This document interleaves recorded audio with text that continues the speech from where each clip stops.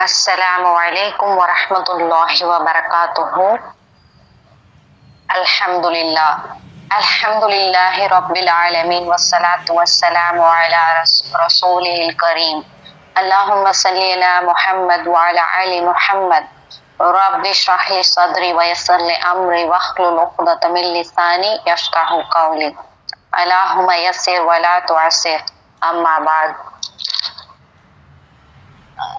இன்னைக்கு நான் உங்க எல்லார்கிட்டையும் எதை பத்தி நான் பயன் பண்ண போறேன்னா, தொழுகையின் முக்கியத்துவம், தொழுகையோட சிறப்பும் தொழுகையோட முக்கியத்துவத்தையும் பத்தி தான் நான் அவங்க எல்லார்கிட்டையும் இன்னைக்கு நான் பேச போறேன்.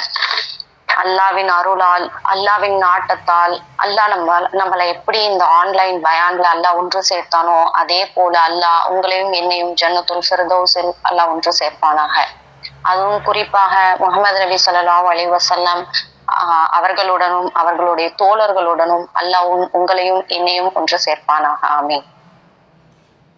இஸ்லாமிய மார்க்கத்தின் அடிப்படையில மிக மிக முக்கியமான ஒரு அமல் தொழுகை. தொழுகை ஒரு 5 தூண்கள் மீதுதான் அமைக்கப்பட்டது. நம்ம எல்லாருக்குமே தெரியும். ஃபர்ஸ்ட் கலிமா, 2வது தொழுகை, 3வது நோன்பு, 4வது ஜக்காத்து, 5வது ஹஜ். அதுல நம்ம முதல்ல லா இலாஹ இல்லல்லாஹ் முஹம்மது ரசூலுல்லாஹ் என்ற கலிமாவை நம்ம மொழிந்ததற்கு பிறகு, நம்ம மார்க்கத்தை, இஸ்லாமிய மார்க்கத்தை ஏற்றதுக்கு பிறகு அல்லாஹ் ஏற்படுத்தி இருக்க மிக மிக முக்கியமான ஒரு வழிபாடு அஸ்ஸலா, தொழுகை. தொழுகை நம்ம வாழ்க்கையில எவ்வளவு முக்கியம். அல்லாஹ் நம்மளை எதற்காக படைத்தான்? அல்லாஹ்வை வணங்குவதற்காக தான். நம்ம எதை கொண்டு அல்லாஹ்வை வணங்கணும்? அதனுடைய அடிப்படை என்ன? மறுமையில முத நம்ம கிட்ட கேட்கப்படக்கூடிய முதல் கேள்வி என்ன? அதை பத்திலாம் தான் நம்ம இப்ப இந்த இதுல பார்க்க போறோம். இஸ்லாமிய மார்க்கத்துல அல்லாஹ் ரப்புல் ஆலமீன அவனை வணங்குவதற்காக ஏற்படுத்திய இபாதத்துகள்ல மிக முக்கியமான உயர்தரமுடைய இபாதத்து தான் தொழுகை. இஸ்லாமிய மார்க்கத்துல உள்ள தொழுகைக்குள்ள அந்தஸ்தே வேறு. அந்த இபாதத்துக்கு வேற இபாதத்து பெறவே முடியாது. அவ்வளோ பவர் தொழுகைக்கு இருக்கு. அல்லாஹ் அக்பர். அல்லாஹ் தொழுகைக்கு எவ்வளவு பெரிய அந்தஸ்தை கொடுத்திருக்கான்னு பாருங்க. அல்லாஹ்வுடைய தூதர் முஹம்மது நபி ஸல்லல்லாஹு அலைஹி வஸல்லம் அவர்களிடத்துல ஒரு மனிதர் கேட்டாரு. இத புகாரி, முஸ்லிம் ரஹிமமுல்லா அவங்க பதிவு செய்யறாங்க. ஒரு மனிதன் அல்லாஹ்வுடைய தூதரிடத்துல கேட்ட போது, அல்லாஹ்வுடைய தூதரே, அமல்களில் சிறந்த அமல் எது? எப்படிப்பட்ட கேள்வி பாருங்க. அமல்களிலேயே சிறந்த அமல் எது? அதற்கு அல்லாஹ்வுடைய தூதர் முஹம்மது நபி ஸல்லல்லாஹு அலைஹி வஸல்லம் அவங்க சொல்றாங்க. எப்படி சொல்லி ஆரம்பிக்கிறாங்கன்னு பாத்தீங்கன்னா, அஸ்ஸலாத்து லி வக்திஹா, அஸ்ஸலாத்து லி வக்திஹா, தொழுகையை அதன் நேரத்தில் தொழுவதாகும். நம்ம தொழுதா மட்டும் பத்தாது. நான் தொழுகிறேன், நான் ஒரு இஸ்லாமியர் தான் அப்படின்னு சொன்னா மட்டும் போதாது. நம்ம இஸ்லாமியர் அப்படின்னு சொல்றதுக்கு உண்டான ஒரு அறிகுறியே நம்ம தொழுகிறது தான். நம்ம களிமாவை மொழிந்து இஸ்லாத்தை ஏற்றதுக்கு பிறகு நம்ம தொழுகாம நம்ம பாட்டுக்கு நம்ம இருந்தோம்னா நம்ம அல்லாஹ்வுடைய பார்வையில ஒரு இஸ்லாமியராவே கருதப்பட மாட்டோம். இப்ப தொழுகா மட்டும் பத்தாது. தொழுகை குறிப்பிட்ட நேரத்துல அதற்குண்டான வக்துல அந்த தொழுகையை தொழுவதுதான் சிறப்பாகும். இஸ்லாம் என்னும் மார்க்கத்துல பெற்றோருக்கு பணிவிடை செய்வதை விட, ஜிஹாது, அல்லாஹ்வுடைய பாதையில் போர் செய்வதை விட தொழுகை அவ்வளவு முக்கியத்துவம் அல்லாஹ் அதற்கு கொடுத்திருக்கான். இப்ப நமக்கும் ஒரு காஃபிருக்கும் என்ன வித்தியாசம்? இப்ப நம்ம தொழுகிறோம் அப்படின்னு, நம்ம இஸ்லாத்தை ஏத்துக்கிட்டோம் அப்படின்னு சொல்லி தொழுகாம இருந்தா அல்லாஹ்வுடைய பார்வையில நம்ம ஒரு காஃபிர் தான். தொழுகா மட்டும்தான் நமக்கும் ஒரு காஃபிருக்கும் உண்டான ஒரு வேறுபாடே தொழுகை மட்டும்தான். அல்லாஹ்விடத்துல ஒரு அடியான் தன்னை நெருக்கமாக்கி கொள்ளணும் அப்படின்னு நினைச்சா அதற்கு ஒரு சிறந்த உயர்ந்த அமல அந்த அடியான் எடுக்கணும்னா தொழுகையை தான் ஃபர்ஸ்ட் தேர்ந்தெடுக்கணும். நம்ம எப்படி அல்லாஹ் கூட பேச முடியும்? தொழுகை மூலமாகவும் துஆக்களின் மூலமாகவும் தான் அல்லாஹ் கிட்ட நம்ம பேச முடியும். அல்லாஹ் நம்ம கூட பேசுவான். எப்படி பேசுவான்னா, நம்ம குர்ஆனை வாசிக்கிறது மூலமா அல்லாஹ் நம்ம கிட்ட பேசுவான். நம்ம எப்படி அல்லாஹ் கிட்ட பேசுவோம்? நம்ம தொழுகையின் மூலமா தான் நம்ம வந்து அல்லா கிட்ட பேச முடியும். நம்ம தொழுகாம சும்மா அல்லா கிட்ட வந்து துவா செஞ்சு அல்லா எனக்கு அதை கொடு இதை கொடு அப்படின்னு கேட்டா அல்லா வந்து நம்மளை ஏறெடுத்து பார்ப்பானோ? நம்ம ஃபர்ஸ்ட் அவனை வணங்கவே இல்லை, தொழுகவே இல்லை. அப்ப எப்படி நம்ம கேட்கறத அல்லா கொடுப்பான்? ஒரு அடியான் வந்து அல்லாவிடத்துல ரொம்ப நெருக்கமாக வேணும் அப்படின்னா முதல்ல அந்த அடியான் வந்து தேர்ந்தெடுக்கக்கூடிய அமல் வந்து தொழுகை தான். வாழ்க்கையில உங்களுக்கு என்ன பிரச்சனைகள் இருந்தாலும், இப்ப குடும்பத்துல கஷ்டம், இல்ல வந்து வியாபாரத்துல வந்து ஒரு சரிவு, நோயால என்ன ஒரு இந்த உலகத்துல கஷ்டம் வந்தாலும் அதற்கு உங்களுக்கு முன்னாடி தொழுகை இருக்கு. நீங்க தொழுகையை வைத்து அதன் மூலம் நீங்க அல்லாவிடத்துல தொழுது பிரார்த்தனை செய்தா அல்லாஹ் வந்து உங்களுக்கு அதை இலகுவாக்கி வைப்பான். எந்த ஒரு கஷ்டமா இருந்தாலும் அல்லாஹ் வந்து அதை வந்து உங்களுக்கு ரொம்ப மிக மிக இலகுவாக்கி வைப்பான். நம்ம பாங் சொல்றதே வந்து ஐயார சலா அப்படிதான் சொல்றாங்க. தொழுகையின் பக்கம் வாருங்கள், வெற்றியின் பக்கம் வாருங்கள் தான் வந்து வாங்கே நமக்கு சொல்றாங்க. நம்ம எல்லாம் எத்தனை பேருக்கு நம்ம வந்து வாங்க சொல்லும் போது நம்ம காது கொடுத்து கேட்கிறோம். எத்தனை பேர் நம்ம எல்லாம் வந்து அந்த வாங்கக்கூடிய அந்த மீனிங்கை வந்து நம்ம உணர்றோம். அந்த ஒரு மீனிங்குமே வந்து தொழுகையின் பக்கம் வாருங்கள், வெற்றியின் பக்கம் வாருங்கள். தொழுகையாளர்கள் தான் வெற்றியாளர்கள். யார் தொழுகையே தங்க வாழ்க்கையில கொண்டிருக்காங்களோ அவங்கதான் வந்து இந்த உலகத்திலையும் சரி மறுமையிலையும் சரி வெற்றியாளர்களாக கருதப்படுவார்கள்.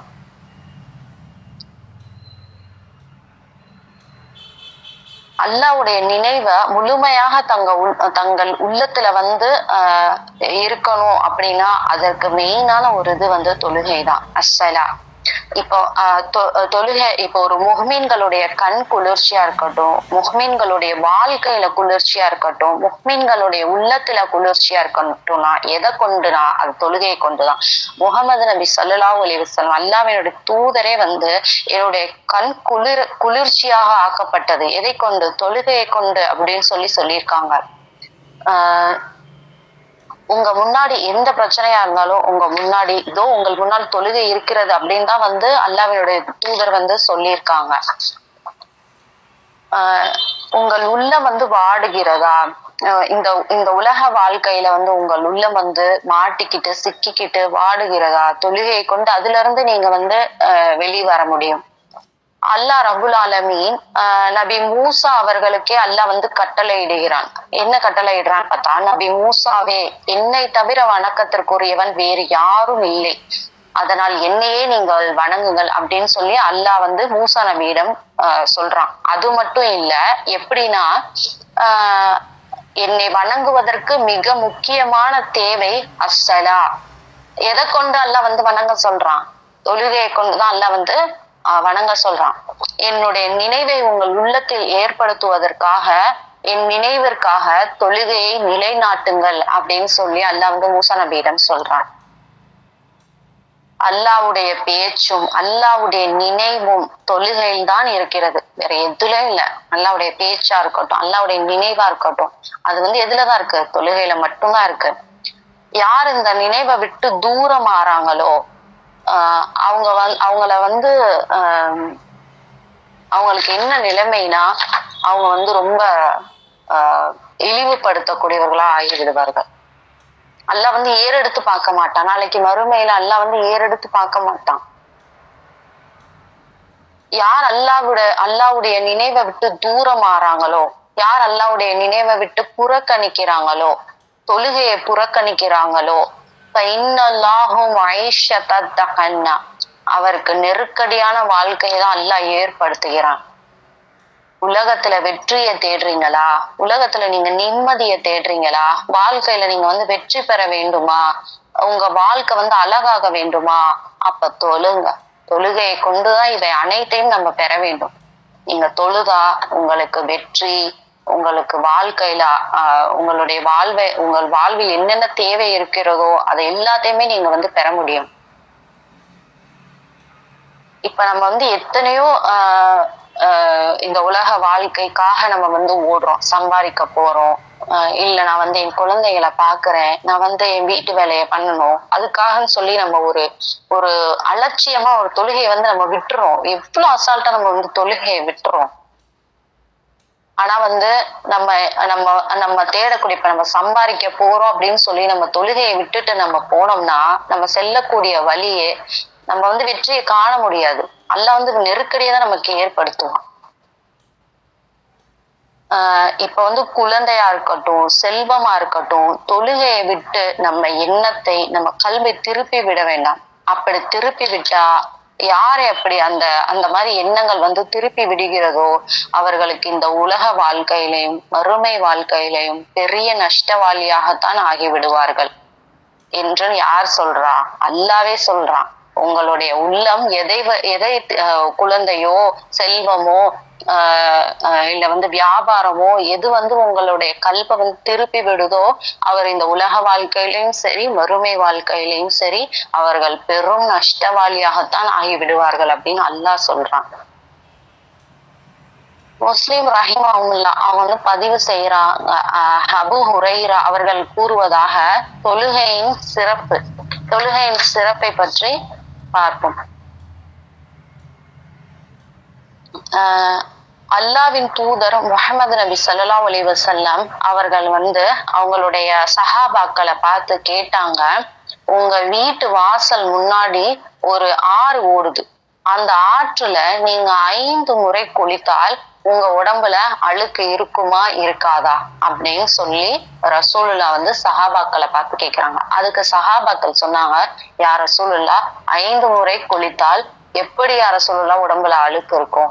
இருக்காது, கண்டிப்பா இருக்காது அப்படின்னு. இந்த உதாரணம் அப்ப எதை வந்து நம்ம இந்த உதாரணத்தை நம்ம வந்து தொழுகைக்கு உண்டான உதாரணத்தை தான் வந்து நபி ஸல்லல்லாஹு அலைஹி வஸல்லம் கூறுறாங்க. அது போல 5 வேளை தொழுகையும் நாம் தொழுதால் அல்லாஹ் உங்கள் பாவத்தை சுத்தமாக்கி விடுகிறான், அழித்து விடுகிறான் அப்படின்னு சொல்லி ரசூல்லா வந்து சஹாபாக்களை பார்த்து சொல்றாங்க. பின்பு ரசூல்லா வந்து சஹாபாக்களை பத்தி கேக்குறாங்க, உங்களுக்கு ஒரு உயர்ந்த கேள்வியை வந்து கேக்குறாங்க, உங்களுடைய பாவங்கள் அழிக்கப்பட வேண்டுமா, உங்களுடைய அந்தஸ்து உயர்த்தப்பட வேண்டுமா அப்படின்னு சொல்லி ரசூல்லா வந்து சஹாபாக்களை பத்தி கேக்குறாங்க. இப்படிப்பட்ட உயர்ந்த கேள்வியை கேட்டா யாருதான் ஆர்வமா ஆமா ரசூலுல்லாஹ் அப்படின்னு சொல்ல மாட்டாங்க. சஹாபாக்கள் அவ்வளவு ஆர்வமா ஆமா ரசூலுல்லாஹ் எங்களுடைய அந்தஸ்து உயர்த்தப்பட வேண்டும், எங்களுடைய பாவங்கள் அழிக்கப்பட வேண்டும் அப்படின்னு சொல்லி பதில் சொல்றாங்க. அதற்கு வந்து ரசூலுல்லாஹ் என்ன சொல்றாங்க, கடினமான நேரத்துல ஒழு செய்யுங்க, ஒழுவை மேற்கொள்ளுங்கள், தொழுகைக்காக பள்ளிக்கு அதிக எட்டுகளை வைத்து செல்லுங்கள் அப்படின்னு சொல்லி சொல்றாங்க. மேலும் ஒரு தொழுகைக்கும் பின்பு இன்னொரு தொழுகையை எதிர்பார்த்து இருங்கள். இப்ப நான் அசருக்கு போறேன்னா மகரிப் தொழுகையை எதிர்பார்த்து இருக்கணும். அதுதான் அல்லாஹ்வுடைய பாதையில நம்மளை நாம இணைத்து கொள்ளுதலாகும், அல்லாஹ்வுடைய பாதையில நம்ம இருத்தலாகும். யார் இந்த தொழுகையை விடுகிறார்களோ, யார் இந்த தொழுகையை வந்து உதாசனப்படுத்துகிறார்களோ, யார் இந்த தொழுகையை பாழாக்குகிறார்களோ அவர்களுக்கு எச்சரிக்கையாக இஸ்லாமிய மார்க்கம் சொல்லுவது என்னன்னா, பெரும் நஷ்டமடைந்தவர்கள் அவர்கள். அல்லாஹ்வுடைய தீனில் தௌஹீதிற்கு பிறகு அல்லாஹ்வுடைய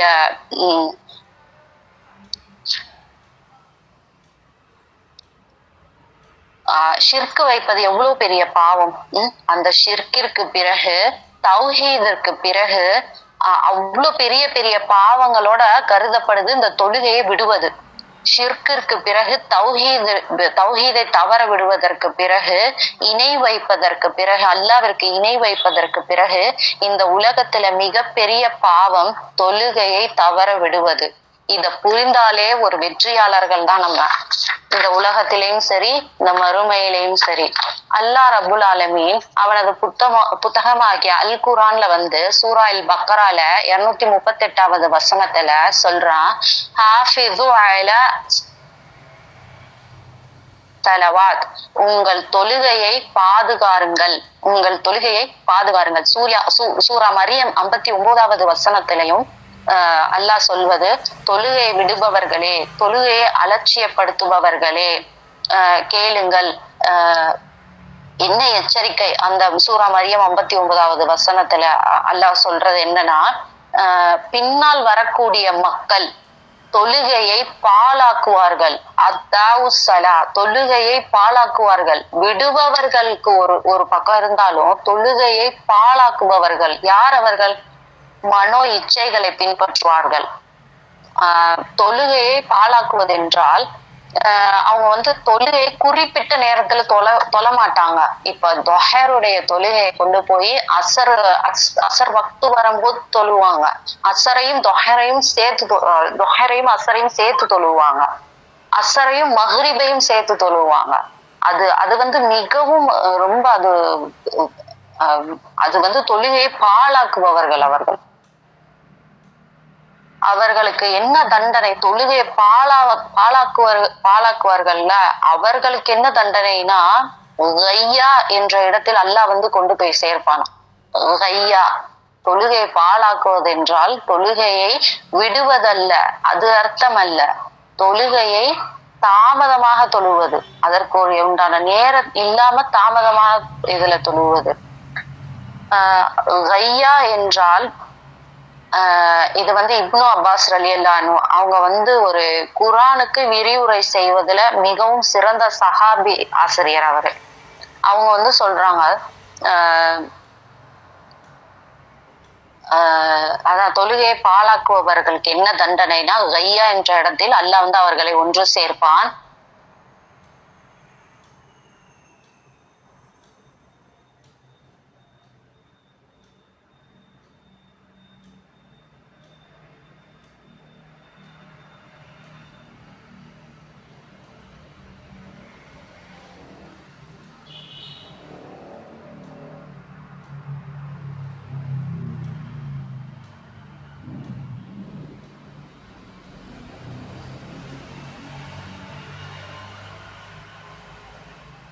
சாரி சிஸ்டர், கட் ஆயிருச்சு, ஒரு கால் வந்தனால கட் ஆயிருச்சு. கையா என்றால் என்ன? அல்லாஹ் வந்து இந்த தொழுகையை பாழாக்கக்கூடியவர்களை ஏன் அங்க கொண்டு சேர்க்கிறான் அப்படின்னா, கையா என்றால் நரக ஆற்றில் ஒரு ஆறு. இது வந்து ஆயிஷா ரலியல்லாஹு அன்ஹு அவங்க வந்து சொல்றாங்க. அவங்களும் சொல்றாங்க, யாரு இப்னு அப்பாஸ் ரலியல்லாஹு அவங்க வந்து இதற்கு விளக்கம் தர்றாங்க.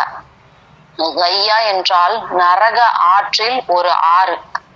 அந்த ஆறு என்பது அதை வந்து ஒரு ஓடைன்னு கூட சொல்லலாம். அந்த ஓடை எப்படிப்பட்டதுன்னா நரகவாசிகளோட சீலும் சலமும் வடிந்து வரக்கூடிய ஒரு ஓடையாகும்.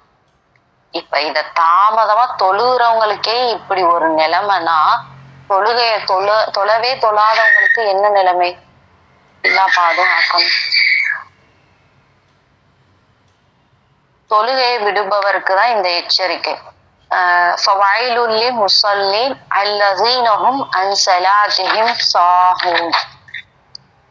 தொழுகை சீராக இருந்தால், இதனுடைய விளக்க உரை, தொழுகை சீராக இருந்தால் மற்ற அனைத்து அமல்களும் சீராகிவிடும். இப்ப தொழுகை சீரா இல்லாட்டி அனைத்து அமல்களும் கெட்டுவிடும். தொழுகை யார் பாதுகாக்கிறாரோ அது வந்து மறுமையில அவருக்கு வெளிச்சமாகவும் வெற்றியாகவும் அமையும். தொழுகையை விட்டு விடுபவன் பெரும் நஷ்டவாளியாகி விடுவான்.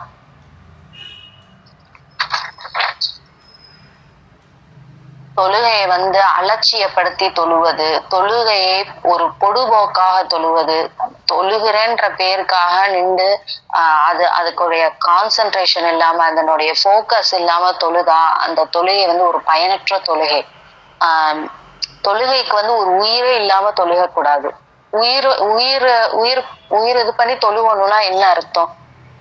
நம்ம வந்து அல்லாஹ் முன்னாடி நிக்கிறோன்ற பயத்தோடையும் தௌஹீதோடையும் நம்ம வந்து தொழுகையை மேற்கொள்ளணும். 4 பேர் பாக்குறதுக்காக தொழக்கூடாது. கான்சன்ட்ரேஷன் இல்லாம தொழக்கூடாது. அல்லாஹ் வந்து கூறுகிறான், நாளை மறுமை நாளில் சொர்க்கவாசிகள் வந்து நரகவாசிகளை பார்த்து கேட்பார்களாம். சக்கர் அப்படின்ற ஒரு நரகம் இருக்காம். அந்த நரகத்துல இருக்கக்கூடியவர்களை பார்த்து யார் கேட்பாங்க? சொர்க்கவாசிங்க வந்து கேட்பாங்க, உங்களை இந்த சக்கர் என்ற நரகத்தில் கொண்டு வந்து சேர்த்தது எது அப்படின்னு சொல்லி கேட்பாங்க. இது எதுல இருக்குன்னா சூரத்துல் முத்தஸ்ஸிர் 43வது வசனத்துல அல்லாஹ் வந்து சொல்றான். இந்த சக்கர் என்ற நரகத்துல உங்களை கொண்டு வந்து சேர்த்தது எது அப்படின்னு சொல்லி சொர்க்கவாசிகள் வந்து நரகவாசிகளை நோக்கி கேட்பாங்க. அதற்கு நரகவாசிகள் என்ன சொல்வார்கள் தெரியுமா? நாங்கள் தொழுகையை தொழக்கூடியவர்களாக இல்லை, நாங்கள் தொழுகையாளியாக இல்லை அப்படின்னு சொல்லுவாங்க.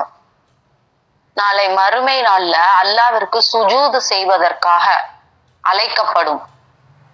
நாளைக்கு மறுமை நாள்ல வந்து அல்லாவிற்கு சுஜூது செய்வதற்காக அழைக்கப்படும். அந்த ரப்பிற்கு, அந்த மலிக்கிற்கு அல்லாஹ் சுஜூது செய்ய வந்து கூப்பிடுவான். அப்ப எல்லா மக்களும் ஓடுவாங்களாம் சுஜூது செய்வதற்கு.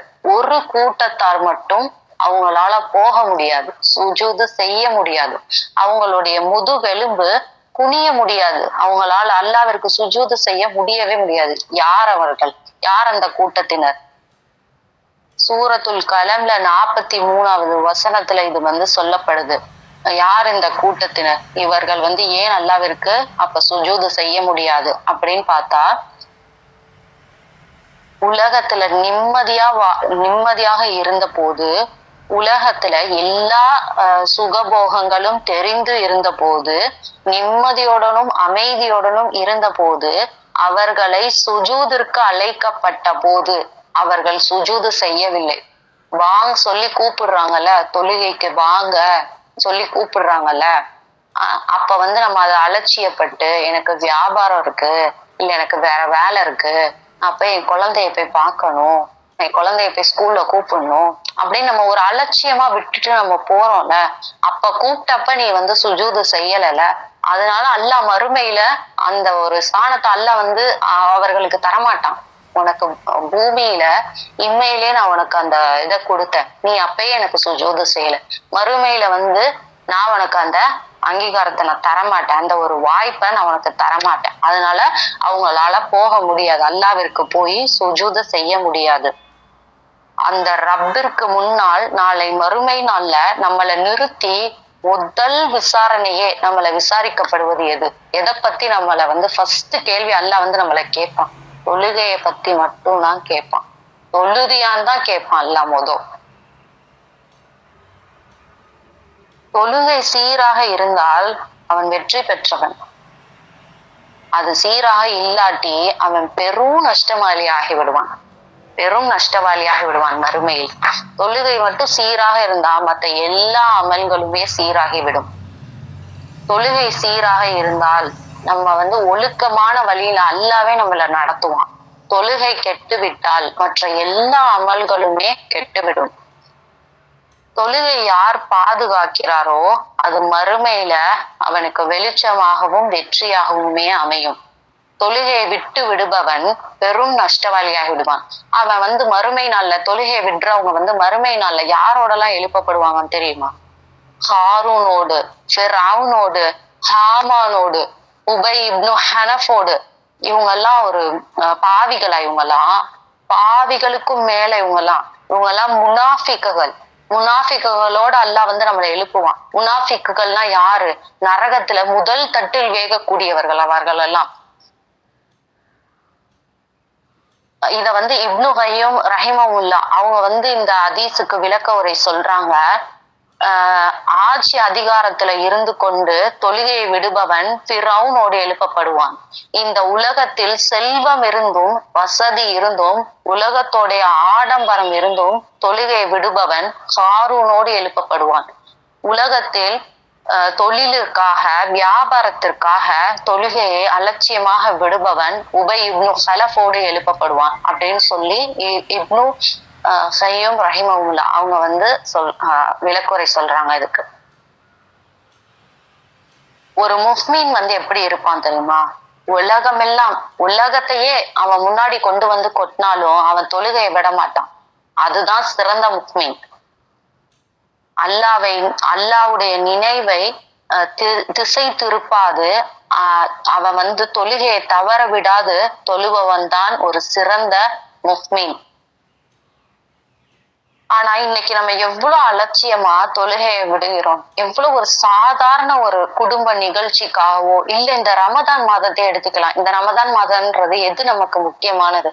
நம்ம நிறைய அமல்களை செய்யணும், நம்ம நிறைய பாவ மன்னிப்பு தேடணும், நிறைய தொழுகை இப்ப இரவு தொழுகை எல்லாம் தொழுகணும்.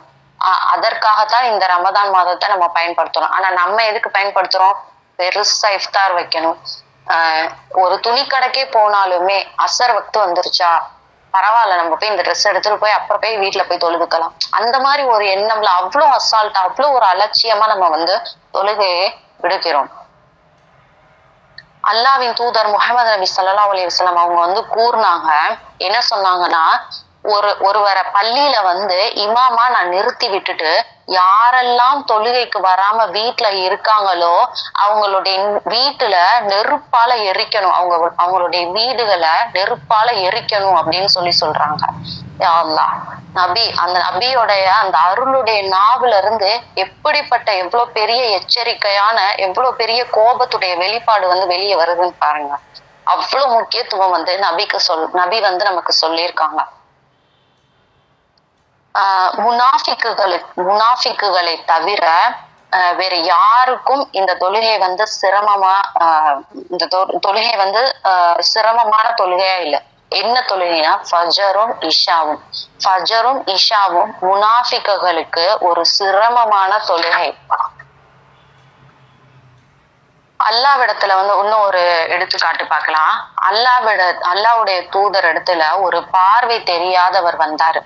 அவர் கேட்டாரு, அல்லாவினுடைய தூதரே, எனக்கு பார்வை தெரியாது, என்னால பள்ளிக்கு வர முடியாது. அப்படி நான் பள்ளிக்கு வரணும்னா நான் கூட எனக்கு ஒரு உதவியாளர் வேணும், அதனால நான் வீட்டிலே இருந்து தொழுதுக்கலாமா அப்படின்னு சொல்லி அல்லாவினுடைய தூதர் இடத்துல ஒருத்தர் கேட்டாங்க. அதற்கு ரசூலுல்லாஹ் சொன்னாங்க, முதல்ல அனுமதி கொடுத்துட்டாங்க.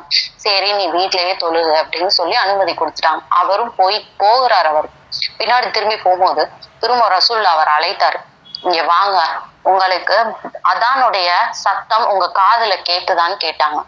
ஆம் யா ரசூலுல்லாஹ், எனக்கு கேக்குது அப்படின்னு சொல்லி அந்த பார்வை தெரியாதவர் சொன்னாரு. அதற்கு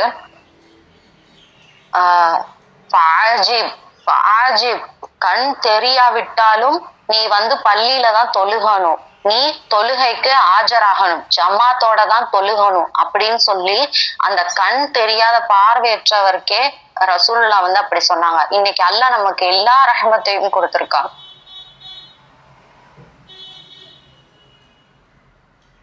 அல்லாஹ் நமக்கு இன்னைக்கு எல்லா ரஹ்மத்தையும் கொடுத்திருக்கான், பார்வை கொடுத்திருக்கான், கை காலை கொடுத்திருக்கான். ஆனா நம்ம எவ்வளவு அலட்சியமா ஒரு தொழுகையை நம்ம விடுறோம். அல்லாஹ்வினுடைய தூதர் அவர்கள் மரணத்திற்கு முன்னால் சில அறிவுரையை சொன்னாங்க. என்ன சொன்னாங்கன்னா, அஸ்ஸலா அஸ்ஸலா, தொழுகை தொழுகை.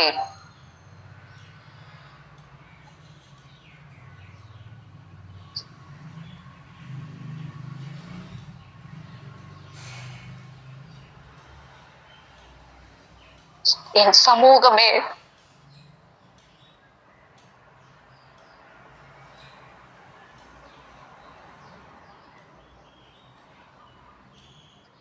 என் சமூகமே, தொழுகையை பாதுகாருங்கள்.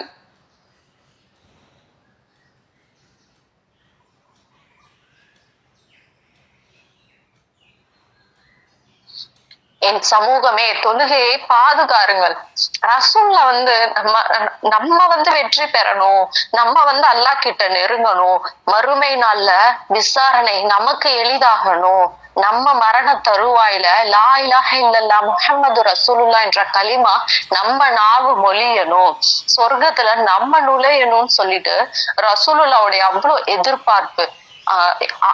அவங்களுடைய மரண தருவாயில கூட ரசூலுல்லாஹ் நமக்கு சொல்றாங்க அந்த அறிவுரைய, அஸ்ஸலா அஸ்ஸலா, தொழுகையை நிலைநாட்டுங்கள் அப்படின்னு சொல்லி ரசூலுல்லாஹ் அவங்களுடைய மரண தருவாயில கூட சொல்றாங்க. இன்ஷா அல்லாஹ் நம்ம இனிமேட்டு தொழுகையை தவற விடாம நம்ம வீடுகளிலையும் தொழுகாம இருக்கக்கூடியவங்களையும் நம்ம சொல்லி தொலை வைக்கணும் இன்ஷா அல்லாஹ். اللهم تقبل منا إنك أنت السميع العليم وتوب علينا إنك أنت التواب الرحيم سبحانك اللهم وبحمدك أشهد أن لا إله إلا أنت أستغفرك وأتوب إليك.